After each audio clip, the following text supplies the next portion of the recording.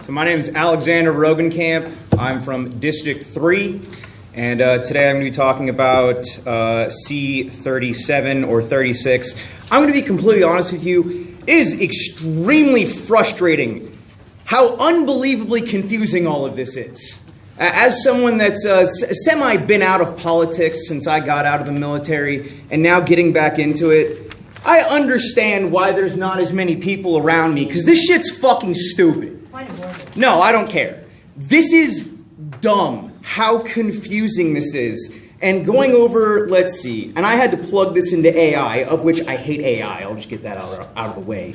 C-37, the main criticism of this is that it is going to lead to protections for undocumented immigrants and a push to end cash bail.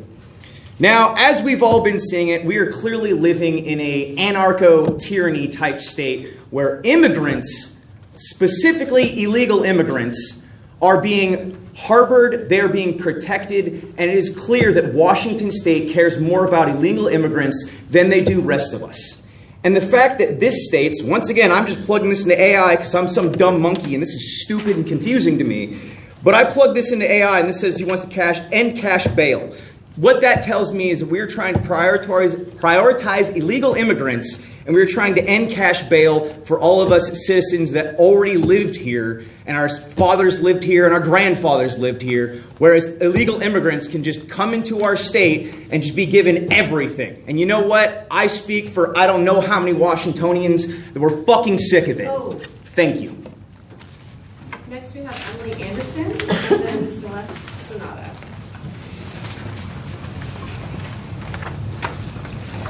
Emily Anderson, District 1. I think proposed amendment C-40 should go on the ballot to hold government officials more accountable. The exciting thing about C-40 is by the time the election happens, we're going to see if Charter Commissioner Martha Lentz and Michelle Luna are going to be held accountable for their actions by the existing laws we have in place. C-40 will raise the bar for consequences. I think some additional verbiage would be beneficial to C-40 and would encourage more people to vote yes on it. I think the verbiage of P9 should be added to C-40, but with the verbiage changed to all elected offices should be allowed to hire an attorney to avoid conflict in duty, conflicting circumstances, etc. I have great concern over the email Kelsey Barron sent me justifying the illegal executive session by Martha Lentz and Michelle Luna before the commissioners were sworn in. The cease and desist letter of instruction implicates the prosecutor's office, as that's who Michelle Luna works for. If the prosecutor's office provides legal advice in this matter, it could be considered intimidating a public servant, which is a Class B felony, RCW 9A.76.180. My biggest concern right now is that this is going to be the last Charter Review Commission meeting because we all know what happened when Mike Solon filed his writ of mandamus changing the charter. The commissioners should not be fearful to make the necessary changes to cure the grievance. I urge you to look past this conflict of interest, as the commissioners are the ones we elected to make decisions, not attorneys for the prosecutor's office. If this commission chooses to ignore the very laws that govern its existence, the entire purpose of this process is compromised. How can we trust you to alter our charter when you operate in secrecy? If commissioners is not performing their duty to update the website and post the meeting minutes, the commissioners need to take a vote to change that. I want to see this commission succeed, but success requires an open, transparent government. Work together, correct these violations, and restore public trust. Thank you. Celeste Sonata, and then Jonathan Ames.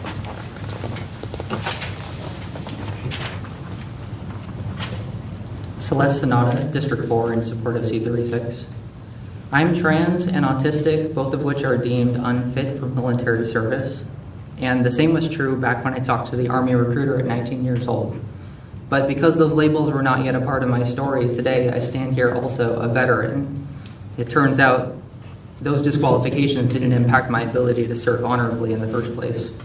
For 5 years, I gave the government my time and effort, my dedication. In the years since, however, I questioned what the point was really when the current administration would rather see me silent or dead. The VA healthcare benefits I earned exist purely at the whim of the current president because protections for those like me are not enshrined in the Constitution. I've lived all over the country, but I was born in Tacoma, went to high school in Federal Way, and I choose to live here now because Washington has always been a shining beacon to me. I love it because of the diversity in our region, truly, because to me it signals safety, that we take all types here and we value all experiences. Y'all, Washington no longer feels safe, and it's not because of some imagined threat from immigrants or other minority groups.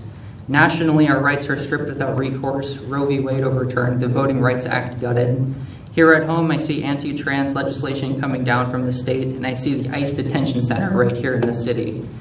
Anti-discrimination language does not list identities to hand out participation trophies. These identities are explicitly listed both because these communities are vulnerable and because these communities represent the realities of our population. The people who choose to live and work here, who raise kids here and send them to our schools, who participate in our economy and who rely on our hospitals.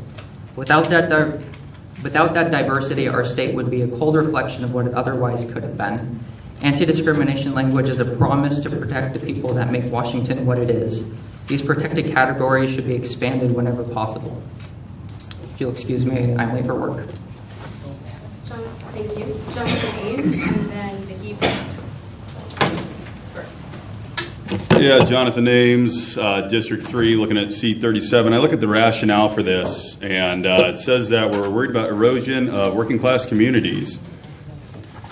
And what I see as a working class American all throughout this is that you're more concerned about protections for immigrants than actual citizens. These people are known. The Somali fraud ring that was discovered, that's happening all over the country. The Indian fraud ring that has been going on for decades and decades. We know about this happening against elders, and our Chinese agents found spying for China in our military and in our government. Eileen Wang just pled guilty to being a Chinese spy in California. So we're more concerned about adding protections for people who don't support this country, who don't have a right to be here. And as we pay more and more in taxes, you guys want to take away our ability for law enforcement, for us to elect our sheriff. Now, a lot of the people in this country and in Washington State voted for a president that was going to enforce immigration rules. We wanted ICE to kick these people out who are not supposed to be here. And yet I stand here looking at these proposals, seeing more and more protection for these immigrants that we don't want. They are stealing from us. They are victimizing us. And, we voted for a sheriff that takes the rule of law very seriously, and you guys are doing everything in your power to strip that away from us. You want to put somebody who has the monopoly on violence into a position of being selected by a commission and not the people. If this is a democracy, then why aren't we getting what we voted for, which is immigrants being kicked out, not given additional protections, and law enforcement being unable to do their job? I mean, hell, it's state policy that law enforcement can't work with ICE, something the American people voted for. Thank you. Thank you. Vicki Burke, and then Wolfgang Opitz.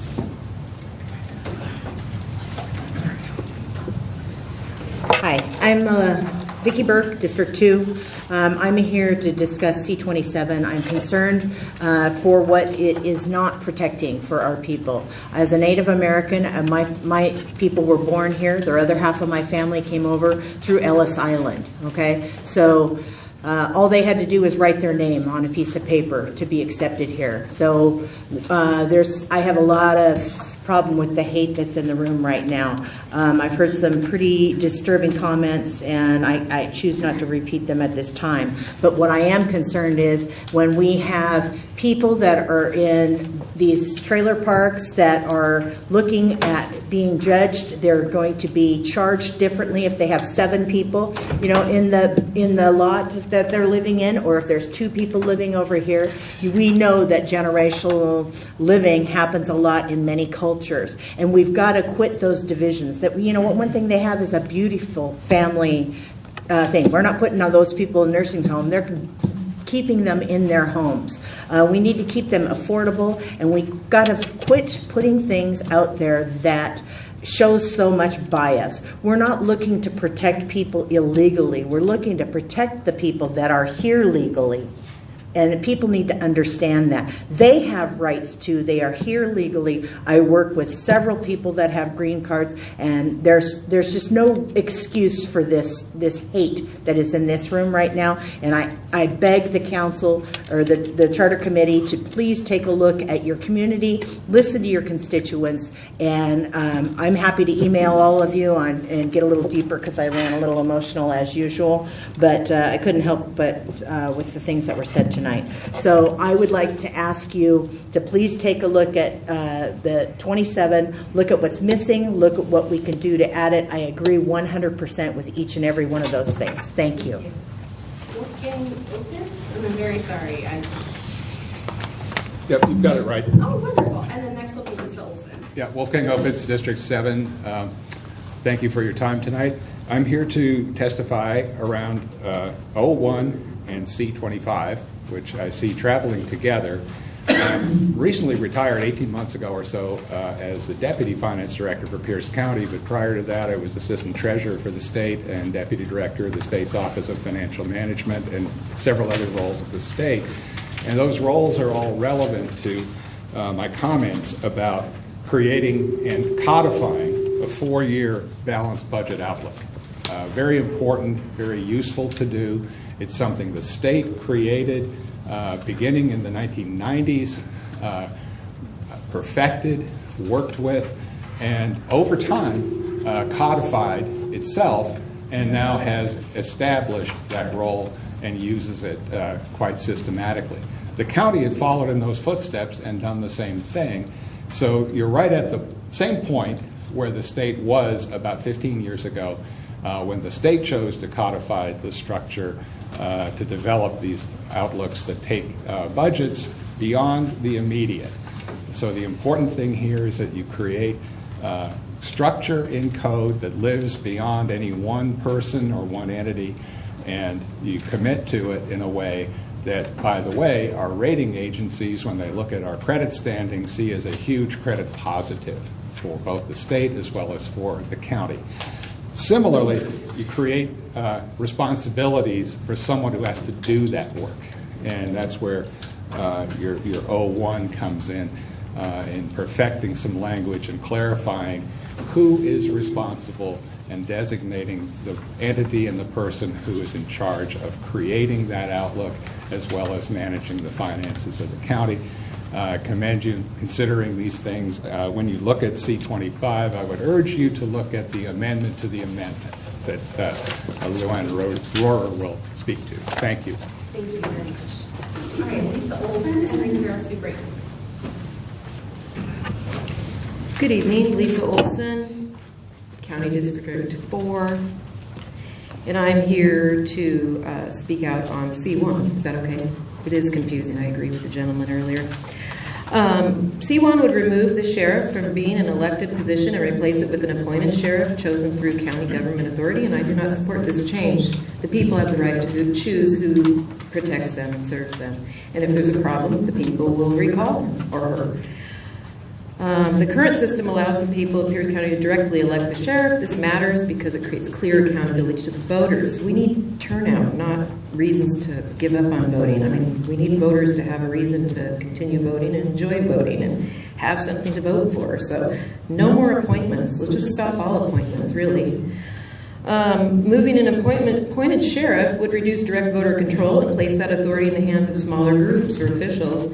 Even if the intention is to improve professionalism or efficiency, the result is the loss of a democratic accountability. If there are concerns, again, like I said, the voters will handle it. So this is a major structural change to the county government. It appears to be political. I urge you to not do this. Let the people have their rights back. Thank you. Thank you. Carol Sue Brayton and then Janine Brashears.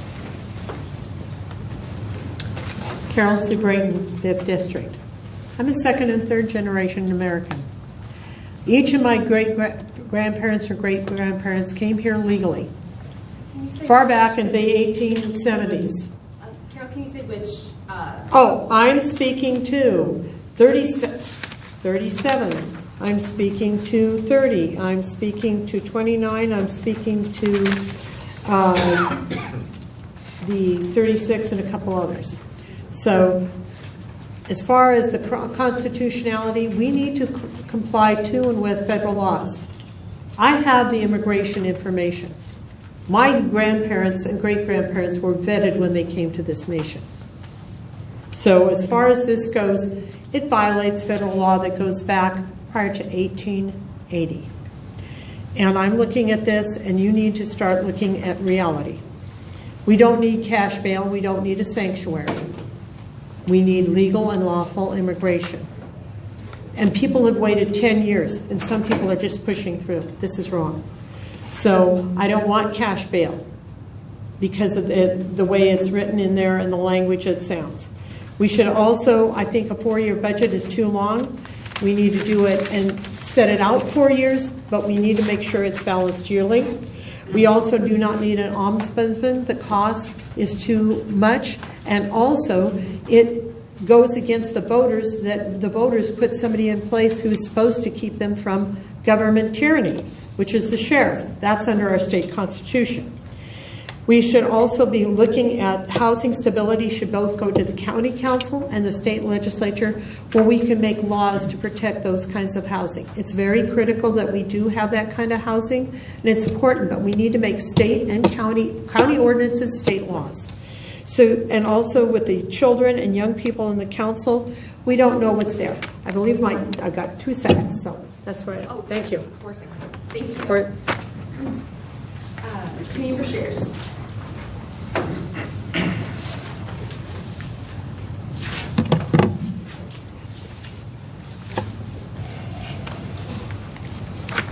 Good evening.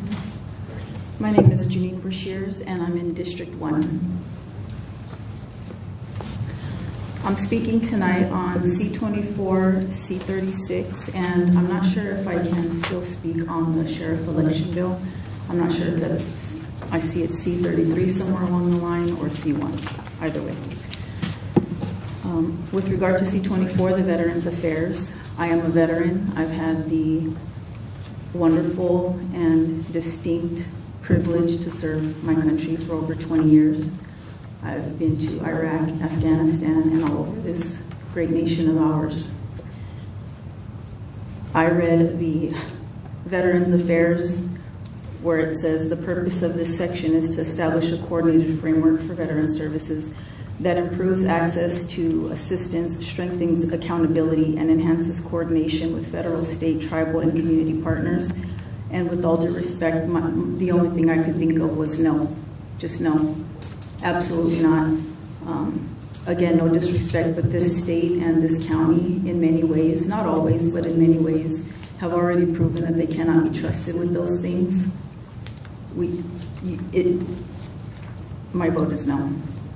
And speaking on the immigration, a legislator introduced a bill a few years ago to try to find out how much of our tax dollars are being spent, given to illegal aliens for free college. State agencies were not able to answer or refused to answer the question. So we do have a problem with illegal immigration in this country and in this state particularly. With regard to the sheriff's bill, we support an elected sheriff. Just a reminder that when this bill was heard in the legislature, over 12,000 people signed in to keep the sheriff elected, and only about 2,000 people signed in favor of the bill. Just a reminder, and we do support an elected sheriff. Thank you. And that concludes everyone who said yes to testifying in the room tonight. So we have one more. Yes. What? Madam Chair. It's hard for me to get here at 6. I apologize. David Rose, District 4. I appreciate you bearing with me as well, as I routinely show up late. Speaking on my amendment, P7, a little birdie told me that y'all have changed the agenda up and you've moved all the amendments for 4-person sponsorship right up to the front. And I take that as you telling me that you want to hear about the Christmas tree farm from last week. So there is a couple somewhere in the neighborhood of Puyallup named Kenneth and Joanne Schultz. This year for Commissioner... Can you please tell us more about why P7 relates to that? Yes. I absolutely will. They donated $1,200 apiece, which is the maximum state limit for an individual within one election cycle, to Commissioner O'Leary. They happen to own a little place called Snowshoe Evergreen, which is a tree farm. They also donated $500 above and beyond the maximum for each of them in saplings in kind to Commissioner O'Leary's campaign, which is not illegal. But it's really icky, isn't it? Doesn't it just make you feel bad that a couple of people can donate the max value in cash and then another $500 in stuff? It almost feels like you're using a corporation to circumvent campaign finance law. I really don't mean to pick on you specifically, but you are a prolific fundraiser, Commissioner O'Leary. I also want to point out that in your campaign for this office, you raised $20,000. Commissioner O'Leary, his qualifications on him running for office is not on the agenda, nor is it germane to this public comment. Please, campaign get to the point. P7 is on campaign finance. It is absolutely germane. Excuse me. Thank you for your point of order. Point well taken, because I did say earlier that we need to not be addressing specific commissioners. And I know you might not have heard that part, so if you can please show how this is connecting to P7. Well, if a particular commissioner were to have received $10,000, about half of their total campaign contributions from basically every car dealership in the city of Puyallup and the people who owned them, that's a total of half of their campaign contributions, and then proposed an amendment to divert all county infrastructure funds to car-centered infrastructure, that would be a terrible conflict of interest. And that would be prevented by P7. I need you to stop. Thank you. And I was interrupted by a point of order that was completely out of line, so I appreciate the extra bit of time. time. Did stop. Thank you. All right. I believe I saw one more hand. Yes. Yeah, I forgot to check the yes box when I signed in, but I'd like to. All right. What is your name? Michael Schuler. Michael Schuler. Come on up. Thank you. All right, Michael Schuler, District 2. I'm going to be speaking on P7. $359.73. That's the maximum contribution value, not just money, an individual can give to a candidate for their campaign under Proposal P7. This proposal also limits who can fund campaigns, stating only individuals may contribute. This and the contribution limit also applies to candidates themselves. $359.73. This is put forward as a way to stick it to the corporations, to prevent their influence in our elections, to preserve our democracy, but no one should take that seriously, especially not in the face of such a laughably low proposed contribution limit for individuals and the de facto prohibition of candidates to self-fund. This limits the ability of grassroots candidates to effectively fund campaigns and run as a viable option. Let's put this into perspective to demonstrate how utterly laughable this restriction on our democracy is. $359.73 is a moderate Costco run. $359.73 is the monthly fuel bill for a lot of people right now. $359.73 is an electric bill for December. $359.73 is a used car payment. $359.73 is the cost to register said car. When taken with Proposal C1, this seeks to disenfranchise the people of Pierce County. It's absurd, it's undemocratic, and it doesn't belong in our charter. Thank you. Thank you. All right, so I do believe that concludes public comment in the room tonight, so we'll move on to anyone online. Please raise your hand if you'd like to speak. You'll be unmuted, and please share your name, your district, and which proposal it is that you're speaking to.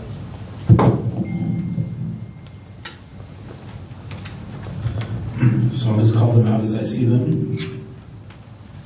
First up, we have Jason Stilo. Sorry if I get your name wrong. His hand disappeared. All right, we'll move on to JACQUI. Please state your name for the record. You have 2 minutes. Hi, yes. My name is Jackie Aiello, and I live in District 7. And I want to speak in favor of expanding Pierce County Council. The Pierce County Council has not changed in size since 1981, and obviously that was a long time ago, and our county has grown immensely in that time. And what that basically means is we are being underrepresented by quite a lot in terms of, percentage of how many people were being represented per county council member then versus now. And so yeah, I just think that it's becoming undemocratic that we are not represented in the same amount of folks on council than citizens. And a larger council would also ensure a more diverse and representative body. We would be able to vote for people that look like us, that think like us, that feel like us. And that is also incredibly important when establishing new policies and laws that we need to modernize our county council and make sure that it's representing the folks that currently live in Pierce County. It also would mean that larger councils means smaller districts, and that means that candidates with genuine grassroots base are more likely to get elected. Kind of what everybody's been talking about with the fundraising, grassroots efforts are important, and yeah, that's my comment. Please support expanding the county council. Thank you. Thank you. Next, we have Eric Lundeberg. Please state your name for the record, and you have 2 minutes. All right, can you hear me okay? Yes. Yeah, all right. Well, thank you, Madam Chair. Eric Lundeberg, District 3. I'm going to be speaking into C-29 and a few other proposals. And first, I believe that it's important to make note for the public that there is not a lot of confidence from the citizenry into the agenda of this review board. I believe there is a lot of agenda that is being exposed. C-29 states that it wants to create a youth council that works to engage young people and prepare them to vote. This sounds to me like progressive indoctrination. We see this strategy coming from OSBI and Olympia, working to push an ideology onto our youth. We don't need this at the county level. Please vote this down. Don't want to see it on another agenda. C-30 is, again, the obvious strategy and agenda to remove Sheriff Keith Swain. The main reason I believe it is because he is accountable to the people and the Constitution, and he cannot be controlled by the county or state. That's what it seems like the agenda is just about control. Now, C-21, this has the full support of all the citizens that want to protect our democracy. And I think it's the fact that we even need to put a protection for referendum and initiative in our charter shows how little trust that we have with our county and little trust we have with this review board. We need to be examining that. Why don't the people trust the county? Why don't the people trust this board? You know, I'm tired of kings, I'm tired of dictators, and they have no place in Pierce County. And there is an active cease and desist order that represents a majority opinion, and it's a conviction that this board has not been transparent, and it's pushing an agenda that is trickling down from the executive and from Olympia. And I think that this board has to make a decision. Do you want to side with the executive and the county bureaucrats, or do you want to side with the people? That's where it's at. Thank you so much. Thank you.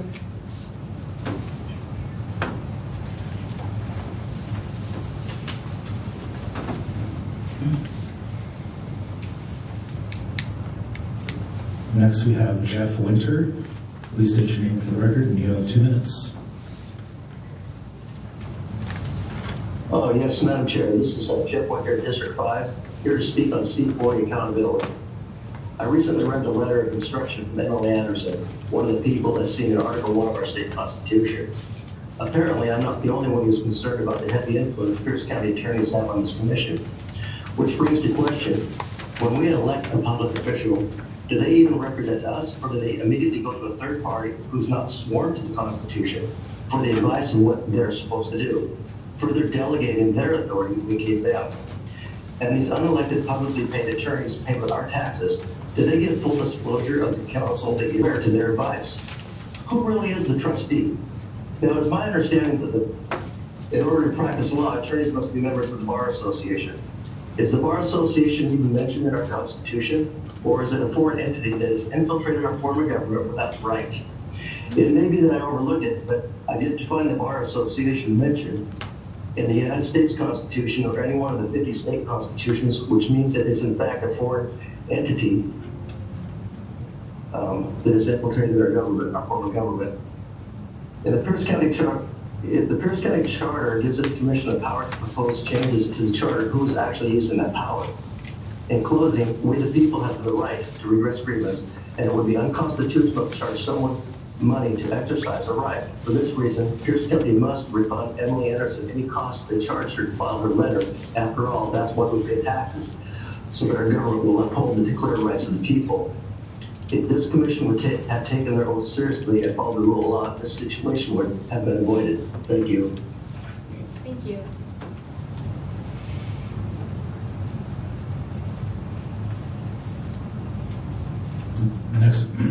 Next we have Marcus Bartlett. Please state your name for the record, and you have 2 minutes.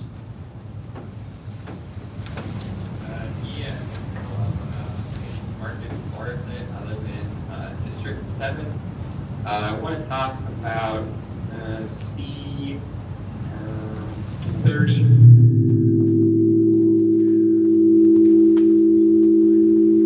Marcus, if we can pause the timer for a second, we couldn't hear you for a moment in the room. Oh, sorry. No, it's okay. It's not your fault. Do you mind starting again? I think we can hear you again. Yeah. My name's Marcus Bartlett, live in District 7. I'm going to talk about C34, which is the matter of democracy, which I think is important to a lot of folks. 7 people on a council supposedly representing almost 1 million people is far too small. That's like 130,000 people per representative, which is hardly representation at all. Pierce County has grown and it's a very diverse place in the world, and I think that increasing the number of people on the county council is. I also want to talk about C30, the sheriff's ombuds. I feel like I don't even need to say why that's a good idea at this point. That's all I got to say. Thank you.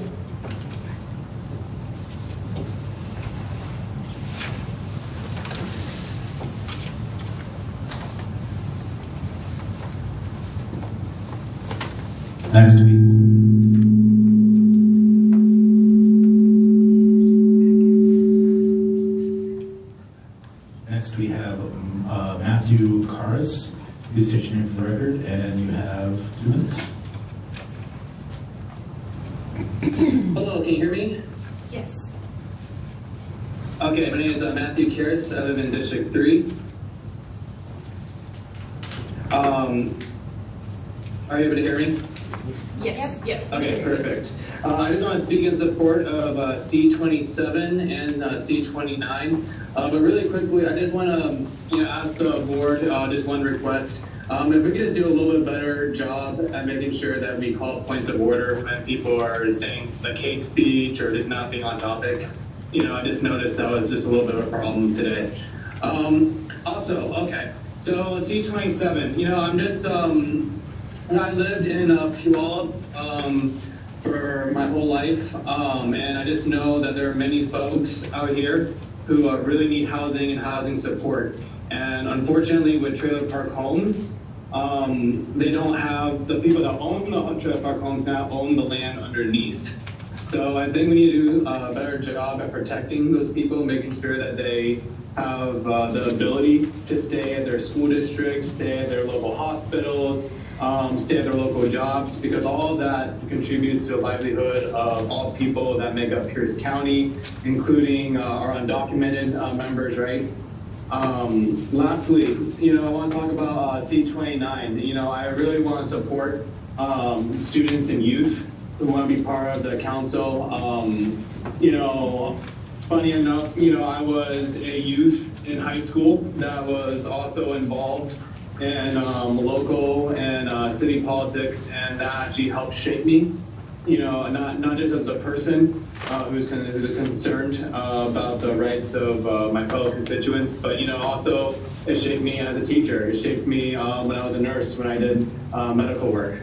So I think there, even if someone doesn't get into politics later in life, there's a lot of lessons that can be learned from a youth council. Okay, thank you. Thank you.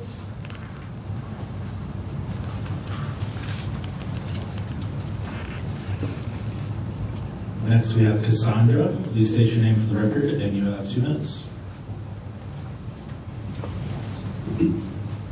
Hello, can you hear me? Yes. Thank you. My name is Cassandra Majors. I am in District 7, and I would like to speak in favor of proposal C36, updating anti-discrimination language. I could talk about the moral reasons why this is a good thing, why this is something I support, but I'm going to choose to appeal to things that are more fact-based, appeal to money matters.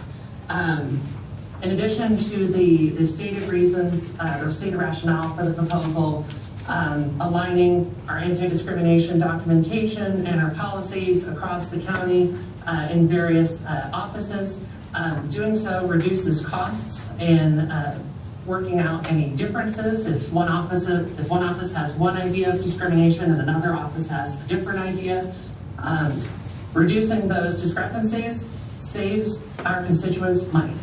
And in addition to that, updating our anti-discrimination language signals to people who are coming to Washington State and coming to Pierce County from all over the country, folks that are facing all kinds of prejudice and discrimination simply for being who they are, signals to them that they have a place here in Pierce County, that they belong, that they can be welcomed here, pay taxes here, shop here.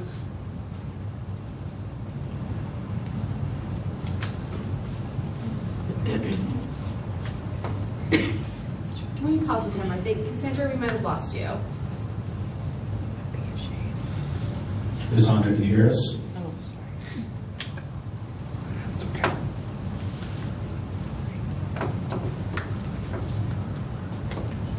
I don't know, Cassandra, if you can hear us, but unfortunately we cannot hear you. Oh. Oh, there you are. There you are. Okay. Okay, so you can hear me now, we're good? Yes, you're good. Okay, amazing.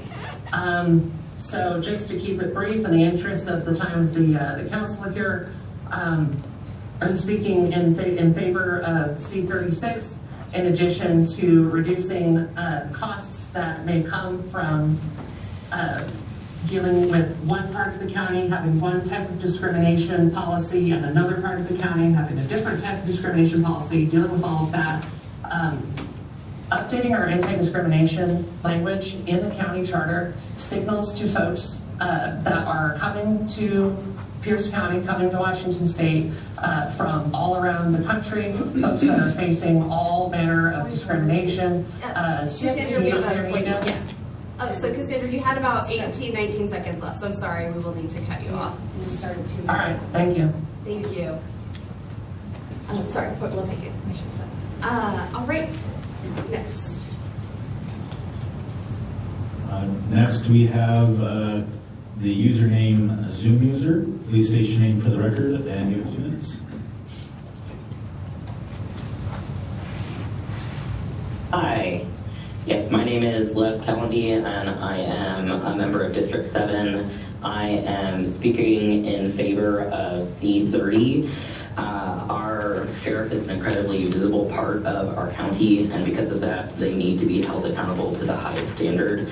And with this, I think that we will see that accountability, as well as having better structures in place with term limits. Overall, I'm just in favor of this moving forward.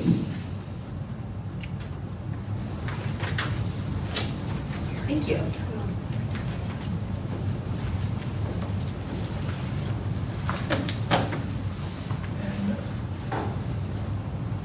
Last hand I have up is is Jason Silo. Please state your name for the record, and you have 2 minutes.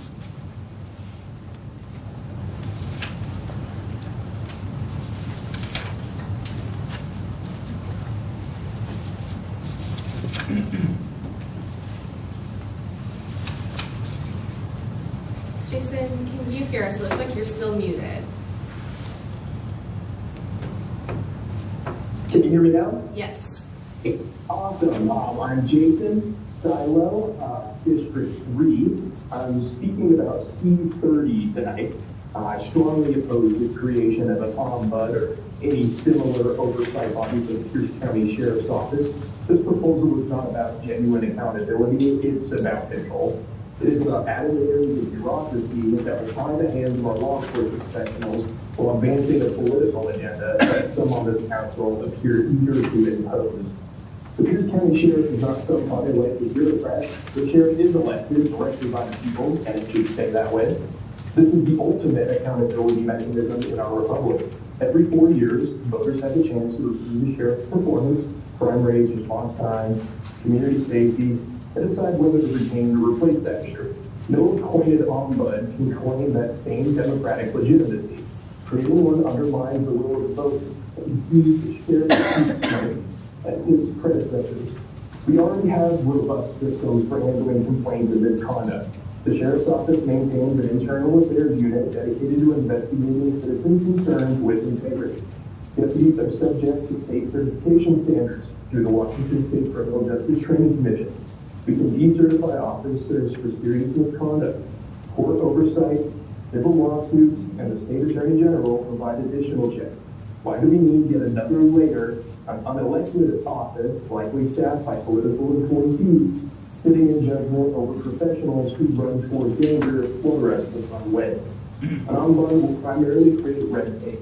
Law enforcement employs quick, decisive action when seconds matter in a domestic violence call or pursuit or critical incident. Deputies cannot afford to second guess every move for fear of an unbiased retrospective political analysis.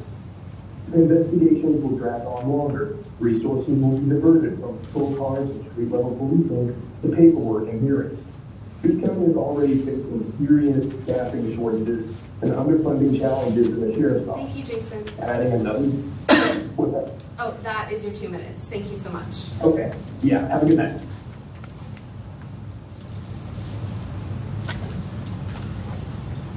Next, we have Jeff Pack. Please state your name for the record, and you have 2 minutes.